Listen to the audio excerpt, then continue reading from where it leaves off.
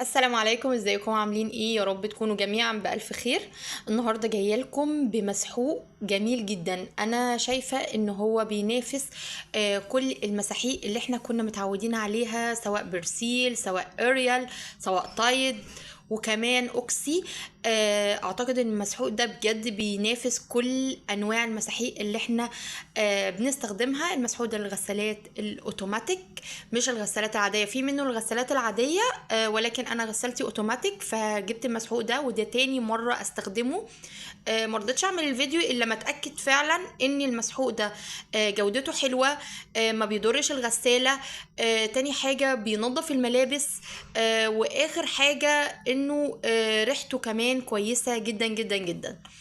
مسحوق معانا النهارده هو مسحوق توب فاليو. مسحوق توب فاليو زي ما انتم شايفين كده، ده بيكون شكل العبوة طبعا. زي ما قلت لكم ان انا جبت الحجم الصغير في اول مرة.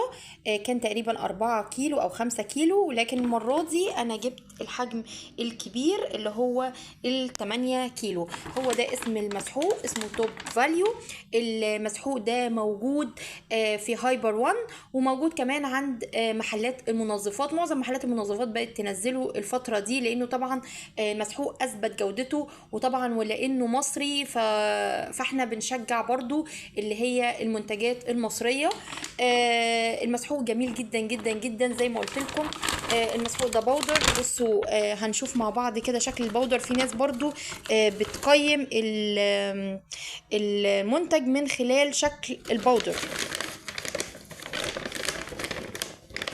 طبعا انا فاتحاه ومستخدماه. ده شكل البودر بتاعه اهو. هو لونه ابيض وفي حبيبات وكده. مكتوب هنا برضو ان هو تابع لهايبر وان.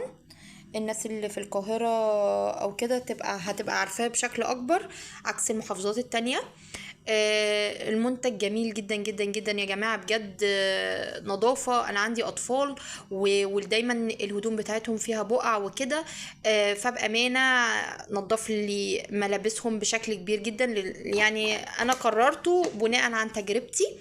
اتمنى يكون الفيديو كان خفيف عليكم، اتمنى يكون عجبكم. ما تنسوش تعملوا لايك واشتراك وتفعلوا زر الجرس، واستنوني في فيديوهات تانية كتير.